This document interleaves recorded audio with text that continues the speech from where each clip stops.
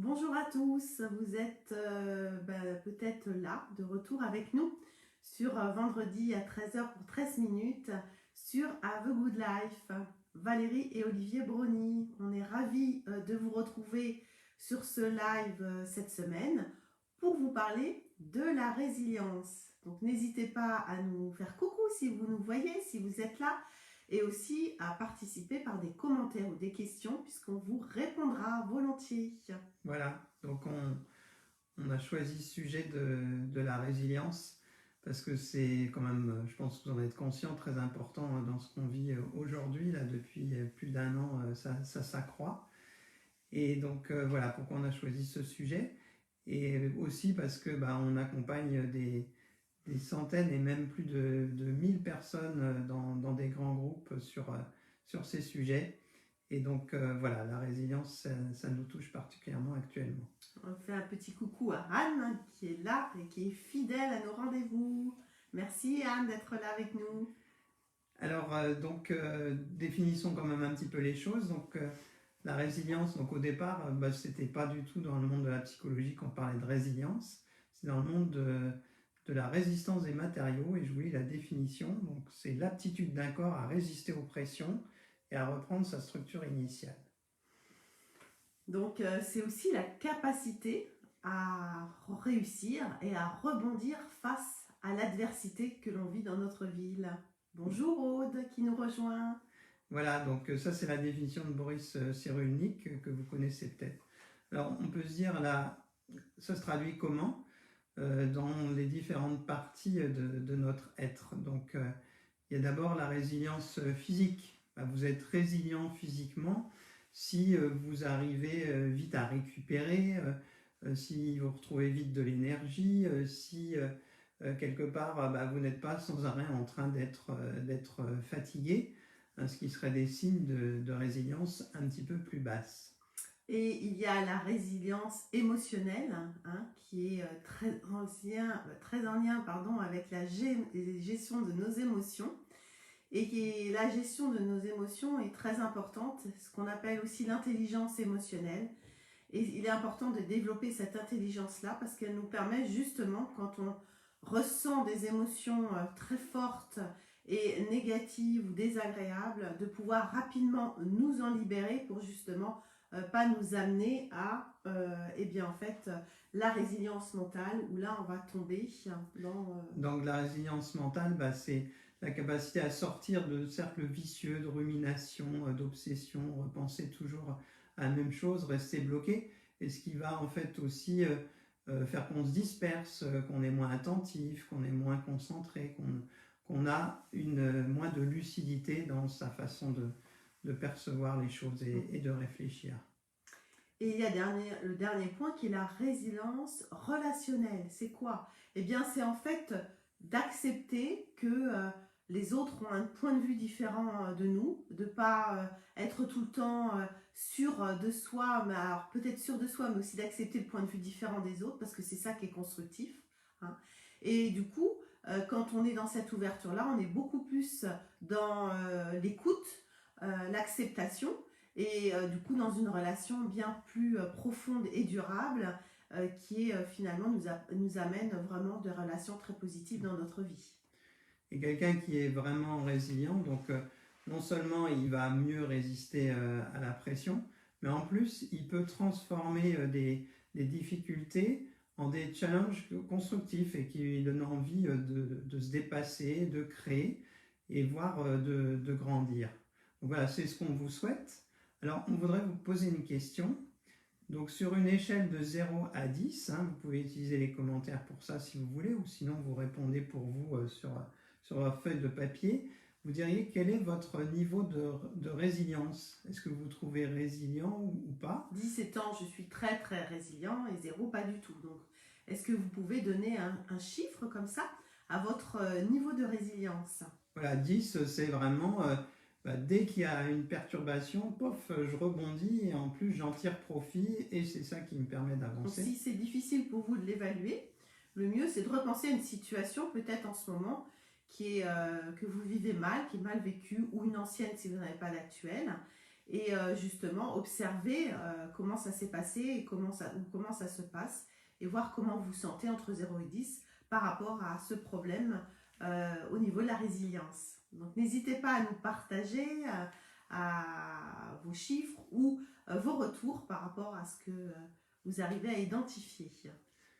Voilà, donc peut-être n'osez-vous pas, mais c'est personnel, donc vous pouvez le garder pour vous si vous souhaitez. Et on va vous donner une clé, c'est-à-dire pour développer sa résilience, une chose qui est importante, c'est la conscience en fait de comment on réagit. Merci Anne pour ton évaluation. Voilà, merci de partager. Super Anne.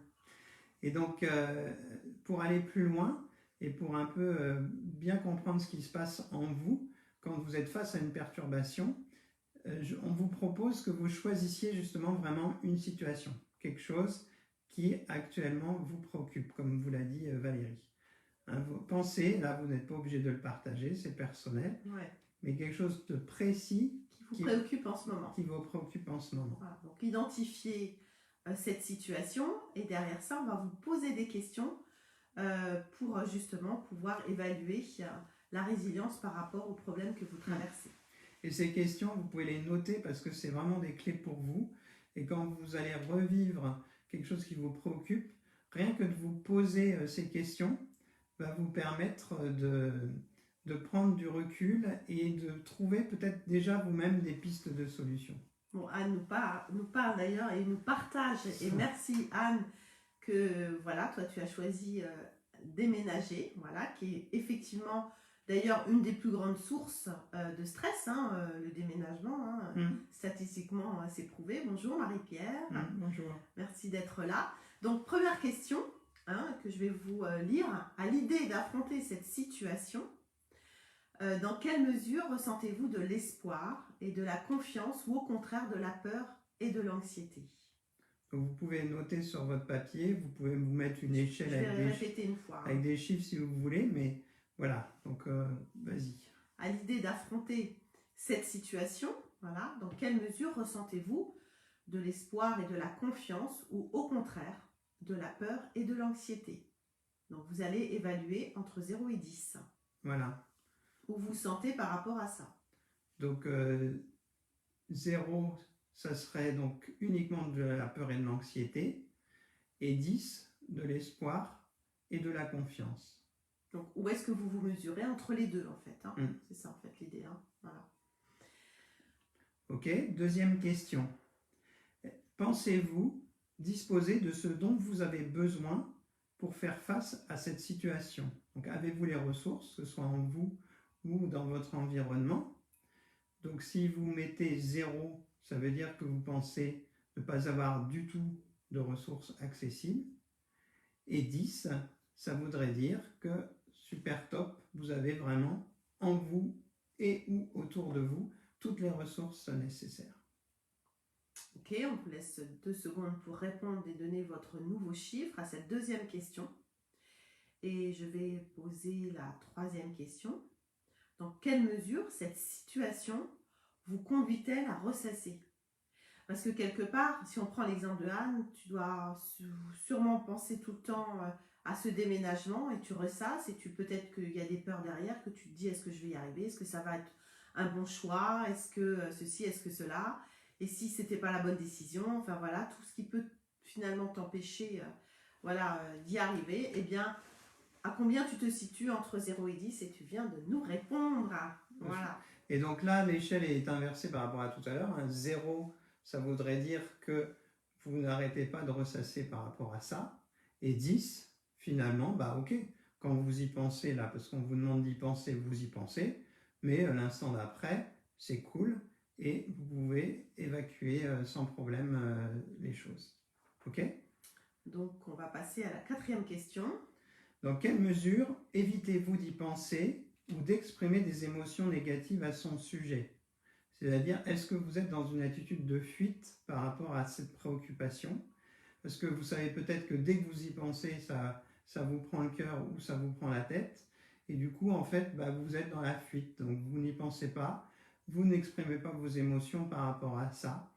Et donc, si vous êtes vraiment à être totalement dans cette fuite, vous mettez 0. Et si par contre, vous n'avez aucun problème pour aller visiter par la pensée, par le cœur, cette préoccupation, vous n'avez pas de problème pour en parler aux autres, etc., à ce moment-là, vous pouvez aller jusqu'à 10.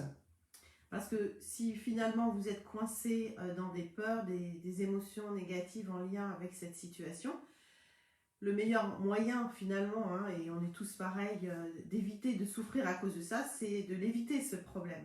C'est vraiment se dire, ben non, ok, on verra plus tard, je gérerai ça plus tard, etc. Sauf que des fois, le plus tard peut durer des années et finalement, on passe jamais à l'action et on n'ose jamais en fait. Donc l'idée, c'est d'aller rentrer là-dedans, d'identifier, d'accueillir ce que l'on ressent et d'aller voir comment est-ce que je peux développer cette résilience par rapport aux problèmes que je vis aujourd'hui. Voilà. Ok. Question suivante. Voilà. Dans quelle mesure cette situation vous donne-t-elle une image négative de vous-même? Donc si en y pensant, vous vous trouvez nul, pas au niveau, vous avez l'impression que vous vous débrouillez mal, etc., vous pouvez vous mettre une note très basse, donc de 0. Si par contre, finalement, non, vous ne faites pas de lien entre vous-même et cette difficulté que vous avez, et vous n'êtes pas en train de vous accabler, de vous sentir coupable, etc., vous pouvez monter jusqu'à 10. Voilà, donc là encore, c'est votre échelle personnelle. Essayez de mettre là toujours dans le même sens, c'est-à-dire les 10, c'est plutôt quand vous êtes dans une attitude de résilience, et 0, quand vous êtes plutôt dans une attitude de non-résilience, en lien avec la question. Donc prenez 2 secondes pour répondre et donner votre propre chiffre par rapport à ça, à cette avant-dernière question. On vous laisse quand même un petit peu de temps. Allez, on va poser la suivante, sinon on va se retrouver coincé par le temps. D'accord, donc la dernière question, c'est dans quelle mesure y pensez-vous de manière positive, en voyant ce qui peut sortir de bon ou en ayant des pensées qui vous aident et vous réconfortent, comme vous dire que vous faites de votre mieux. Voilà, donc si quelque part vous dites tout ça, vous pouvez vous mettre un 10. Si par contre vous n'arrivez vous en voulez en fait, c'est comme si vous en vouliez ou vous culpabilisiez de ne pas faire ce qu'il faut pour arriver à régler ce problème ou atteindre un objectif, et bien là effectivement le chiffre serait plus proche de 10 en fait. Voilà, si vous n'arrivez... Non, 10 c'est quand c'est bon, ouais. Et 0 c'est quand quelque part vous n'arrivez pas à voir le côté positif de la chose. Voilà, donc vous pouvez faire votre total, vous pouvez le diviser par 6 pour revenir à un total sur 10 et comparer avec ce que vous évoquiez aussi tout à l'heure.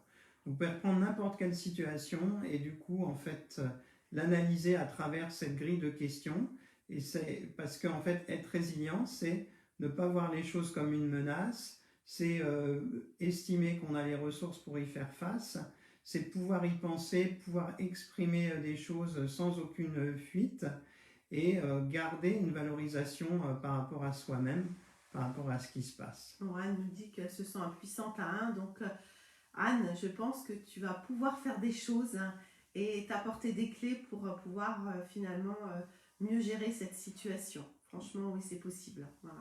Voilà, donc c'est l'occasion pour avancer là-dessus, trouver des solutions, des outils pratiques. Vous savez qu'on aime, nous, ce qui est opérationnel, pragmatique, qui donne des résultats. Et donc, on peut travailler là-dessus avec de la cohérence cardiaque, avec de la psychologie énergétique, de la méditation. Et tout ça se trouve, où ça? Eh bien, sur notre plateforme, vous pouvez trouver des réponses à tout ça, Have a Good Life. Et sachez que vous avez la possibilité d'y aller maintenant gratuitement pendant 7 jours. Donc, on vous propose d'y aller et d'aller voir aussi un petit peu tout ça. Et en plus, voilà, on a 2 personnes qui ont à gérer des déménagements. Donc, nous, on peut très bien vous en parler puisque c'est ce qu'on a fait depuis 18 mois et après avoir finalement quitté un lieu où on a passé 30 ans de notre vie. Donc, on peut vous en parler. Mais en tout cas, vous avez les outils sur la plateforme pour améliorer la situation et surtout développer votre résilience face aux problèmes que vous avez identifiés. Donc, on vous invite vraiment à aller sur notre plateforme. C'est gratuit pendant 7 jours. Il n'y a aucune obligation d'achat derrière. Donc, vous avez là des outils qui sont accessibles. Allez les explorer Et déjà, dans un premier temps, ça va vous permettre justement vraiment d'aller développer cette résilience qui, à notre sens, est vraiment le thème de l'année, puisque avec la manière dont on est chahuté cette année, eh bien, on a besoin d'être résilient face à tout ce qui se passe. Voilà, donc on va mettre le lien autour de cette vidéo, mais on vous le dit, donc c'est www.haveagoodlife.fr. Et voilà, et on vous souhaite une super bonne semaine. Et travailler un petit peu sur vous, hein, c'est l'occasion, à partir des questions qu'on vous a posées. Et merci posées. d'avoir été là pendant ce petit live avec nous, c'est toujours un plaisir de partager ça. Allez, à très bientôt. à vendredi prochain à 13h. À bientôt, À bientôt. au revoir.